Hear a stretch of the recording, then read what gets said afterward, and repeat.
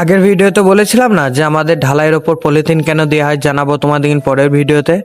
আমাদের ঢালাইয়ের ওপর পলিথিন এই কারণেই দেওয়া হয়, আমাদের ঢালাইগুনা সব রেডিমেড ঢালাই, এখানে কেমিক্যাল একটু বেশিই দেওয়া থাকে আর স্ট্রংও একটু বেশি হয়।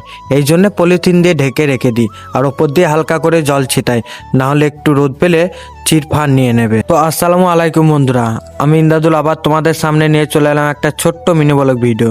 তাই আজও গুটি গুটি পায়ে চলে যাচ্ছি ডিউটিতে। আর ডিউটিতে এসে দেখি আমার কাজ পড়েছে এই ফ্লোরটা মার্কিং করতে হবে।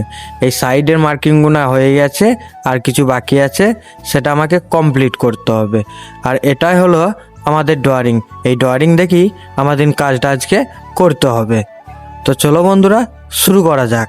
আর কিছুক্ষণ কাজ করার পর আমাদের কাজের ছুটি হয়ে যায়।